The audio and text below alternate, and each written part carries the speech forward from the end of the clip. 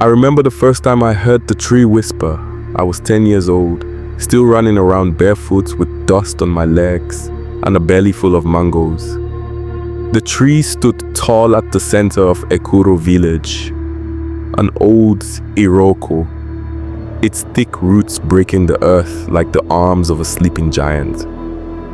Nobody knew exactly how old it was, but my grandmother used to say it had been standing since the ancestors first built their huts beside the river. It was the place we gathered under its shade. Weddings were blessed, elders held council, and children played ayo with pebbles. But one Harmattan morning, something changed. It started with Tay the weaver. He was a quiet man, lived alone since his wife passed. One morning, as he passed by the Iroko on his way to market, he stopped suddenly, stared up into the branches and stumbled back as if someone had slapped him. The tree. It spoke to me, he said. Everyone laughed. The sun is roasting his brain, someone muttered. But it didn't stop there. One by one, people began to hear whispers. They were never loud, just soft enough to raise the hairs on your skin. A name, a sentence, a secret. You'd walk past the tree and suddenly hear something only you should know. I remember when it whispered to my aunt, "You hide food under your bed." Her face turned redder than palm oil.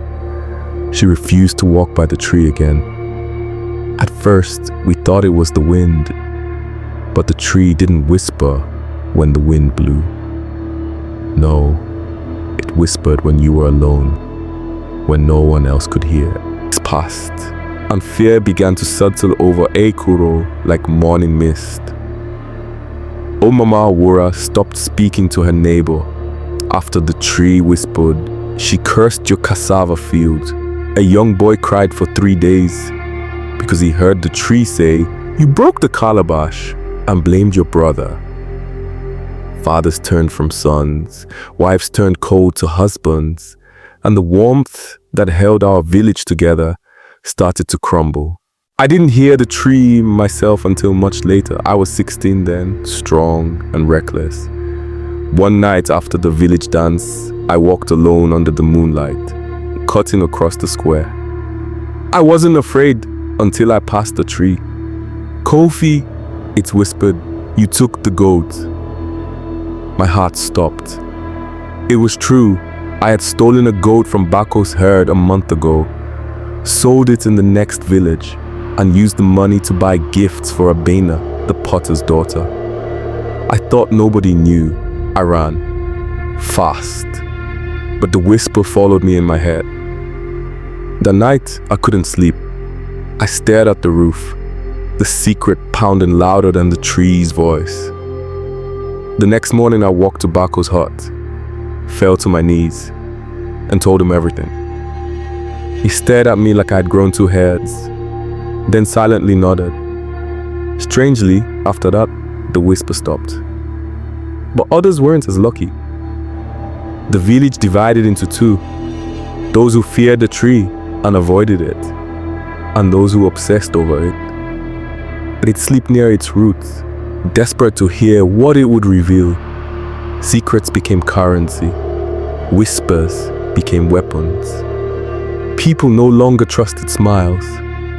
Children stopped playing in the square. The elders met under the moon, their voices heavy with worry. One suggestion came up again and again: cut it down.